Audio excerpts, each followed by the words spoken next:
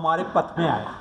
हम जिंदा दिल हैं, हमें जीना आता है। दिव्यांगों का एक कार्यक्रम हमारे भारतीय जनता पार्टी के दिव्यांग प्रकोष्ठ के तत्वावधान में आदरणीय उत्तम ओझा के संरक्षण में और मुकेश मिश्र जी के संयोजकत्व में आयोजित किया गया। चूँकि हमारे मौसम की कुछ कमी थी, जिसके कारण मौसम गड़बड़ था, इसलिए पूरी बहुत संख्या में तो लोग नहीं आ पाए, लेकिन जितने आए वो कहते ना 1.25 लाख से एक लड़ाऊँ, तो 1.25 लाख से एक लड़ाने वाले जो दिव्यांगों के हितों को समर्पित व्यक्ति हैं वो सभी लोग आए और सभी लोगों ने सभी दिव्यांगों के व्यक्तियों के मन की बातों को प्रतिनिधित्व भी किया। कदाचित कुछ बातें रह गई होंगी, कदाचित कुछ बातें हम नहीं कह पाए होंगे। तो मित्रों, दिव्यांगम चैनल से मैं विष्णुकांत मिश्र आज दिव्यांगों के लिए इसी प्रकोष्ठ से संवाद कार्यक्रम आयोजित कर रहा हूं। तो संवाद कार्यक्रम में मैं आप सभी का स्वागत करता हूं और सभी से आशा करता हूं कि जल्दी जल्दी जो लोग अपनी बात बताएंगे वो अपना एक प्रश्न पूछेंगे, हम लोग उत्तर देने का प्रयास करेंगे। हमारे ओझा जी आपको आश्वासन देंगे कि हम उसको क्या कर सकते हैं, क्या नहीं कर सकते हैं, कहाँ सहमत है, कहाँ असहमत है। तो मित्रों, हम सबसे पहले शुरू करते हैं। हमारे बीच में हमारी बहन बैठी हुई हैं, मैं आपका परिचय जानना चाहूँगा और आप अपना कुछ बात बताइए, लोगों प्रेरित करिए बहुत संक्षेप में, क्योंकि ये 20 मिनट का कार्यक्रम है, तो 20 मिनट के कार्यक्रम में हम सबको समाहित करना जी। हम लखनऊ जिला से दिव्यांग प्रकोष्ठ से जिला संयोजक लवली मिश्रा हैं जी। और यहाँ आज के बैठक में हमको मतलब हम आप लोगों से बहुत कुछ सीखे हैं। जो हमको लगता है जो अभी तक हम काम किए हैं वो बहुत ही कम है जी। और आप लोग से प्रेरित होकर हमको और अच्छा करना आपको है। ऐसा कौन सा लगता है कि जो काम रह गया हो होना चाहिए? जैसे कि बहुत लोगों का जो मांग रहा है दिव्यांग लोगों का, वो हम समय पे पूरा नहीं कर पाए हैं। जैसे कि पेंशन का रह गया है, या कुछ लोगों का जैसे दिव्यांग का उपकरण का रह गया, कुछ उनकी कागज़ों की कमी के नाते भी हो गए, मतलब वो चीज़ नहीं हो पाया। उस चीज़ के लिए हम लगे हुए हैं। उनका जैसे भी कागज़ वो पूरा करा के कोशिश है कि वो पूरा हम करवाएं और जो है उनको उपकरण आप लोग की सहायता सबके साथ मिलकर उनको जल्दी से जल्दी देने की कोशिश करें। अच्छा, मैं चाहूँगा कि इस विषय में इस बात का उत्तर दिव्यांग प्रकोष्ठ के हमारे स्थानीय संयोजक आदरणीय मुकेश मिश्र जी दीजिए कि यहाँ पर जो पेंशन के कार्य बहुत से रह गए हैं, उनके विषय में आप क्या करेंगे? पेंशन के लिए मैं आदरणीय नरेंद्र कश्यप जी जो मंत्री हैं उनसे मैं मिला, अपनी टीम के साथ गया। उनके साथ मैंने 15 सूत्री मांगे भी रखी, जिसमें सिटी बस से लेकर और पेंशन बढ़ाया जाना। मैंने 3000 रुपये तक बोला था और मैंने उसमें तत्काल तौर से उन्होंने 1500 के लिए बोला। और ये हमको अभी मैं इंटरवेट कर रहा हूँ जी कि दिव्यांगों की पेंशन के लिए बहुत से लोगों की पेंशन जो आ रही थी वो बंद कर दी गई। वो एक्चुअली बंद इसलिए की गई, उसमें राशन कार्ड का जोड़ा जाना, परिवार का जोड़ा जाना अभी बंद हुई थी। अभी मथुरा में बंद हुई थी, कई जगह बंद हुई थी, मुझे सूचना प्राप्त हुई। तो मैंने जो वहाँ दिव्यांगजन अधिकारी हैं उनसे मैंने बात की, तो उससे अवगत हुआ कि जो डॉक्यूमेंटेशन रह गए थे लोगों के, उन्हीं के कारण बंद हुई उनकी। धन्यवाद। और मैं एक चीज़ और कहना चाहूँगा आपके चैनल के माध्यम से, मैं आपसे पुनः दोबारा मिल रहा हूँ। सीतापुर में आपसे मिला था, अभी डॉक्टर सर्वेश त्रिपाठी जी से मेरी बात हुई और उनकी सबसे अच्छी जो बात लगी है दिव्यांगों के लिए, वो मुझे एक ही चीज़ लगी कि जब आप स्वावलंबी होंगे, सबसे ज़रूरी है किसी दिव्यांग जन का हित, उसको ट्राईसाइकिल या बैसाखी देकर आप सिर्फ उसको निर्भर बना रहे हैं। लेकिन जब आप किसी दिव्यांग को स्वरोजगार या उसको इस स्थिति में, जैसे हमारे बहुत से भाई ऐसे बंधु हैं जो शायद 1000 रुपये किराया लगाकर किसी ज़िले से आने में सक्षम नहीं है, और आज मैं इस चीज़ को फील करता हूं और बहुत ही महसूस करता हूं कि कहीं ना कहीं आर्थिक चीज़ें हम लोगों को बाधित करती हैं। और इसके लिए हमें सबसे पहले जो कार्य करना चाहिए, जो सबसे पहला कार्य, किसी भी दिव्यांगजन को स्वावलंबी बनाना चाहिए, ताकि स्वावलंबी बनाना चाहिए। डॉक्टर साहब को दीजिए। डॉक्टर साहब से मैं पूछूंगा, डॉक्टर साहब, हम लोगों को बड़ा गौरवान्वित हम अपने महसूस करते हैं कि आप ऐसा बुद्धिजीवी इंटेलेक्चुअल्स इस प्रकार के कार्य कर रहा है कि दिव्यांगों को अपने संस्थानों में आप प्रायः नौकरी भी दे रहे हैं, नियोजन भी दे रहे हैं। क्या दिव्यांगों के कार्य करने से आपको ऐसा लगता है कि जो सकलांग हैं उनसे कहीं ज़्यादा उनका समर्पण है? बिल्कुल सही है। दिव्यांग जो होते हैं वो ज़्यादा जिम्मेदारी से काम करते हैं। वो ज़्यादा समर्पित भाव से काम करते हैं। आजकल के समाज में समर्पित भाव से काम करने वाले व्यक्ति कम मिल पाते हैं। मैं आपको बताऊं, कुछ दिनों के लिए मैंने अपने यहाँ रिसेप्शन पे एक दिव्यांग व्यक्ति को रखा था और मैं जब शाम को पहुंचता था तो वो एक रजिस्टर लेकर के मुझे सारी चीज़ें बताता था कि सर इनका ये मैसेज था, इनका ये मैसेज था, ये बात करना चाहते हैं, ये इसलिए मिलना चाहते हैं, ये उसलिए मिलना चाहते हैं।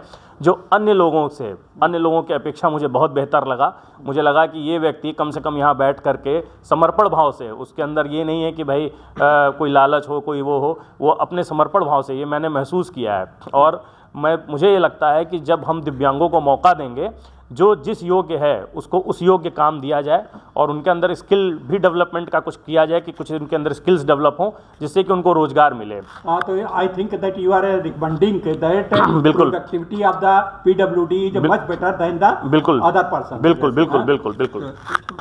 मैं इस बीच में हमारे बीच में जिन्हें मैं कह सकता हूं कि हम लोगों के परम दिव्य व्यक्ति और जो यायावर मैं इनको कहता हूँ, घूमते रहते हैं दिव्यांगों की समस्याओं के लिए। राहुल शंकराचार्य जो घूमते थे वो जोग्राफिकल डिसेबिलिटी देखते थे, आप शारीरिक डिसेबिलिटी को देख करके उसका निराकरण प्रयास करते हैं। मैं पूछना चाहता हूँ कि प्रदेशों में आपको लगता है कि जब आप बहुत पूरे देश के दौड़ते हैं, घूमते हैं, तो प्रदेश के जो उत्तर प्रदेश के दिव्यांग हैं इनसे कहीं दूसरे प्रदेशों में बेटर स्थिति में दिव्यांग हैं? लगभग देखा जाए तो दिव्यांगों की जो समस्या है वो उनकी आबादी पर निर्भर है। अन्य प्रदेशों में उनकी संख्या कम है, उत्तर प्रदेश में उनकी संख्या ज़्यादा है, तो निश्चित रूप से जहाँ संख्या कम है वहाँ सुविधा बेहतर है। अच्छा, मतलब है चूंकि संख्या कम है तो उसी के सापेक्ष सुविधाओं का वर्गीकरण भी है। वर्गीकरण तो सुविधाओं के वर्गीकरण की दृष्टि में बहुत सी बातें छूट जाती हैं। हमारे बीच में एक बहन है, वो बताएंगी कि सुविधाओं की कमी के वक्त और जो दिक्कत आती है उसमें एक दिव्यांग लड़की का कुछ समस्या बता रही थी। बहन जी, आप बताने के प्रयास, अपना परिचय दें फिर बताएं। मैं सुरभि श्रीवास्तव हूँ, भाजपा दिव्यांग प्रकोष्ठ की सह संयोजक हूँ लखनऊ से। और मैं आपके समक्ष एक प्रश्न भी रखना चाहती हूँ, एक जिज्ञासा भी है मेरी मन में। मैं सर से बात करना चाहती हूँ इस विषय में कि सर ये बताएं कि जैसे कोई दिव्यांग व्यक्ति है और वही पूरे परिवार में वही काम कर रहा है, वही घर चला रहा है, अगर उसका एक्सीडेंट हो गया और वो इतना सक्षम नहीं रह गया कि वो कैसे घर चलाए, और उस स्थिति में क्या हमारी पार्टी उसके लिए कुछ कर सकती है या करना चाहिए उसको? और दूसरा ये है कि जैसे बहुत सी महिलाएं के नाम जैसे मांगे गए थे हम लोगों से, हमने उनके नाम दिए, अब सबके फ़ोन आने शुरू हो जाते हैं कि आपने नंबर लिया था, आपने क्या किया, जबकि ये कार्य जैसे भाजपा दिव्यांग प्रकोष्ठ से ने मांगा था कि नंबर कि आप उन महिलाओं के नाम दीजिए जो कि खुद कार्य कर रही हैं, तो उनके नंबर तो दे दिए गए, उनके नाम दे दिए गए और सारी डिटेल्स भी दी गई, लेकिन उसके बाद उस पर कोई कार्य नहीं हो पाया है। उनके लगातार फ़ोन आ रहे हैं, वो बहुत परेशान हाल हैं। जी, तो आप बताइए इस पे अपना कुछ समाधान दीजिए, इनके प्रश्न का उत्तर दीजिए। नहीं, पहली बात तो वो स्वरोजगार के कार्यक्रम थे, उसमें अधिकतर नंबर सही नहीं पाए गए, उसमें 5 या 6 लोग ही एलिजिबल पाए गए जो कुछ कर सकते, और वो प्रोसेस में है जो कि इस वित्तीय वर्ष में उसको पूरा किया जाएगा। इस वित्तीय वर्ष में पूरा किया जाएगा, जनवरी फरवरी में किया जाएगा, लेकिन सभी पात्र सही नहीं पाए गए। अच्छा, उन पात्रों सही पात्रों को आप एक बार परिमार्जन और करें और कांटेक्ट नंबर ये लिस्ट आप दीजिए। लिस्ट हमारे, मैं कैमरामैन से कहूँगा ये लिस्ट दिखाने की कृपा करें। पर्सनल मेरी बात हो रखी है, किसी ने फोन नहीं उठाया, किसी ने सही जवाब नहीं दिया, बहुतों के फोन नहीं उठे, उसमें से मैंने खुद ट्राई किए फ़ोन करने के, फ़ोन उस समय लगातार मिलाता रहा, उनके फ़ोन नहीं उठे, कितने के खैर बंद थे। इस पे तो मैं आपकी बात से सहमत हो सकता हूं कि लोग अपना कांटेक्ट नंबर दे देते, उठाते नहीं, लेकिन उनकी दिव्यांगता भी किसी ने कहा मुझे ज़रूरत नहीं है, मुझे तो नाम भी याद है, मैं ये मंच नहीं है सब चीज़ों को करने का, ये हम संवाद करने आए, विवाद करने नहीं आए हैं, लेकिन मैं एकदम दावे के साथ कहता हूँ किसी ने कहा मुझे ज़रूरत ही नहीं है। मुकेश जी हैं, मुकेश जी एक कैमरामैन का कोई लड़की थी ना जो कहा कि हमको नहीं चाहिए, पूछिए। नहीं कैमरामैन लड़की ने कहा नहीं था, वो कैमरा का काम करती है, उसने कहा कि उठाया ही नहीं। बोलिए बताइए। मैंने सीसीटीवी मैंने जो भी नंबर दिए मैंने सभी से बात करके दिए, सर को दिए, जो भी मैंने नंबर महिलाओं के दिए वो सभी से बात, कोई सीसीटीवी कैमरा का कोई काम कर रही थी, कोई ब्यूटी पार्लर का काम कर रही थी, और सभी के नंबर। उसमें एक लड़की थी गुड़िया का, उसका शायद किसी रिश्तेदार ने कह दिया कि वो खत्म हो गई, मर गई। हाँ तो ये कैमरा जिससे कैमरा वाली उठाई नहीं, जवाब ही नहीं। शबनम हाँ पूछिए। तो इस प्रकार की गलत आ जाती है संवाद, उनके परिवार के लोग गलत सूचनाएं दे देते हैं, तो इस पे ये दिव्यांगों के लिए 5 या 6 ही सही पाए गए हैं। और कभी-कभी इस पे बड़ी विडंबना है। कभी दिव्यांगजनों के पास फोन नहीं होते हैं उनके पास, तो दूसरे लोग उन्हें सूचित करते हैं। तो अच्छा, आप युवा सांसद को रिप्रेजेंट कर चुके हैं, मैं प्लीज युवा संसद को आप रिप्रेजेंट कर चुके हैं, युवाओं की, दिव्यांग युवकों की क्या समस्या है, आप उस विषय में कुछ प्रकाश डालें। जैसे वैवाहिक है, सामाजिक पुनर्वास की है, रोजगार की है, इस विषय में कुछ प्रकाश डालें, क्योंकि आप तो, मैं तो मानता हूँ दिव्यांगों के आप प्रतिनिधि सांसद हैं। देखिए जो है उन पर विषय का जो सवाल पैदा होता है उनके रोजगार का, तो उन्हें जो है नए सिरे से, जैसे मतलब जो दिव्यांग अधिकार अधिनियम बना है, अगर उसे पूर्ण रूप से लागू अगर किया जाएगा तो उसमें संभावनाएं हैं कि उसमें जो है अलग अलग पैटर्न पर जो है कैसे उन्हें नए सिरे से रोजगार दिया जाए, एक अलग से वैकेंसी निकाल करके उनको रोजगार दिया जाए, इन सब चीज़ों को समाहित है। अगर जो है वह अधिनियम पूरी तरह लागू हो जाए धरातल पे, तो निसंदेह उनकी समस्याओं का समाधान। अगर वो अधिनियम पूरी तरीके से लागू हो जाए तो निसंदेह। आप बताइए सर, मैं क्या शुभ नाम क्या बताइए? योगेश जी, आप बताइए, ये समाधान जैसे कि अभी प्रश्न उठाया ये युवा सांसद रिप्रेजेंटेटिव जो प्रतीकात्मक थे, उनकी समस्या से आप कहाँ तक सहमत हैं? मैं सहमत तो पूरी तरीके से हूँ कि आरपी एक्ट 2016 अभी तक 1-2 स्टेट में ही लागू हो पाया है, और मुझे इसमें बताने में कोई कष्ट नहीं है या कोई किसी भी तरीके की हीन भावना नहीं कि हमारे ही प्रदेश में, अपने यूपी में पार्टी की सरकार होने के बावजूद 2016 का आरपी एक्ट नहीं लागू हो पाया है। सर, अगर मैं इसको पूर्ण रूप से सभी के सामने कहना चाहूँ कि अगर हम सब मिलकर के इस पे कार्य करें, ठीक है, और जितनी जल्दी हो सके इसको लागू करा सकें, तो जितना भी अभी भाई ने मेरे चीज़ें बताई हैं, चाहे विवाह का हो, चाहे स्वरोजगार का हो, चाहे वो सरकारी नौकरियों का हो, चाहे वो पेंशन का हो, किसी भी तरीके हो, उसमें सारे समाधान हैं। और हमारे कानून जहां दिव्यांगों को सबसे ज़्यादा आज प्रताड़ना हो रही है और वो थाने तक जा कर के भी अपनी एफआईआर लॉन्च नहीं करा पा रहे हैं, ये इसके लागू हो जाने के बाद कोई भी इस चीज़ पे मना नहीं कर पाएगा। जी, मैं अब पूछता हूँ ओझा साहब से कि इस विषय में जो इन्होंने बताया, आदरणीय ओझा साहब ये कह रहे हैं कि RPWD एक्ट जो है पूरी तरीके से लागू नहीं हो पाया है और हमारे जो थानों में प्रताड़ना होती है, दिक्कत होती है, उसका समाधान समुचित नहीं हो पाता है। मैंने तो बताया अभी अपने संबोधन में कि पूरे जो RPWD एक्ट 2016 जिसको दिव्यांग अधिनियम 2016 कहते हैं, अगर वह सही मायने में लागू हो जाए, पूरे देश के राज्य सरकारें उसको लागू कर दें, तो दिव्यांग की कोई समस्या ही न रह जाए। उनके स्वास्थ्य सेवा, चिकित्सा, रोजगार, पुनर्वास, थाना, सारे का समाधान एक ही मात्र कानून है। क्या हमारा प्रकोष्ठ इस विषय में कुछ सरकार को सुझाव देगा? बिल्कुल, सरकार का भी केंद्रीय सलाहकार, राज्य सलाहकार बोर्ड की बैठक 13 फरवरी को है लखनऊ में, जिसमें इस पर चर्चा होती है। और उत्तर प्रदेश पहला राज्य है जिसने अधिकतम इस अधिनियम को लागू किया है। क्या बात है, धन्यवाद, जोरदार तालियां बजनी चाहिए। मैं आपसे पूछूंगा मिश्र जी, आपके सीतापुर क्षेत्र की कुछ समस्या बताइए। सीतापुर की समस्या यही है, ज़्यादातर दिव्यांग अपना सर्टिफिकेट बनवाने जाते हैं तो उनको दौड़ भाग ज़्यादा करनी पड़ती है। हाँ, तो ये इस विषय में ये मैं भी इसमें भी आदरणीय ओझा साहब से ही प्रश्न का उत्तर लूँगा, क्योंकि आप हमारे इस समय पूरा निराकरण हैं। ये हमारे भी संज्ञान में आई, कई कंप्लेंट्स आई हैं कि जो जिला स्तर पर चिकित्सा विभाग है वहाँ से दिव्यांग सर्टिफिकेट बनने में बड़ा शोषण हो रहा है, काफ़ी पैसा मांगा जा रहा है और उनकी शिकायतें हमने 1-2 पत्र लिखे हैं और उस पर कोई संज्ञान नहीं लिया जा रहा है। देखिए, आपने बड़ा अच्छा प्रश्न किया, तो इसका स्पष्ट जवाब ये है कि जिला स्तर पे पहली बात तो मेडिकल बोर्ड में डॉक्टरों की कमी है, और दूसरा बात कि जो दिव्यांग थोड़ा बहुत जानकार हो गया है या थोड़ा उसका प्रमाण पत्र बन गया या कुछ हो गया तो वो स्वयं दिव्यांगों की दलाली करने में लग गया। जी, ऐसा भी संज्ञान में आया। नहीं, एकदम स्पष्ट मैं विभाग बोलता हूँ कि दिव्यांगों की दलाली करने का काम दिव्यांग ही कर रहा है। बिल्कुल सही। कोई डॉक्टर 1.5 लाख रुपया 2 लाख रुपया तनख्वाह पाता है, वो 500,000 रुपया लेगा क्या दिव्यांग? वो भी दिव्यांग से लेगा? नहीं लेगा। डॉक्टर के नाम पर दिव्यांग ही लेता है। हाँ। वो डॉक्टर को भी नहीं पता रहता है। हाँ। और उनको दौड़ाता है, परेशान करता है। इसलिए सरकार ने अब ऑनलाइन कर दिया। हाँ। अब कोई भी मेडिकल सर्टिफिकेट उत्तर प्रदेश के अंदर आपको बनाना है तो आप ऑनलाइन आवेदन कर दीजिए, उनके पोर्टल पर चला जाएगा, वो कागज लेके जाइए, कोई भीड़ न कोई लाइन, वो जहाँ जिस संबंधित डॉक्टर क्या देंगे बन जाएगा और आप ऑनलाइन UDID और वो मेडिकल सर्टिफिकेट दोनों घर बैठे अपलोड कर लीजिए, किसी भी दलाल के चक्कर में नहीं पड़े। बहुत बहुत धन्यवाद आपने जो बताया। मैं इस विषय में संजय अवस्थी जी से बात करना चाहूँगा। आप भी सीतापुर से हैं, सीतापुर के कुछ प्रकरण के विषय में आप प्रकाश डालिए।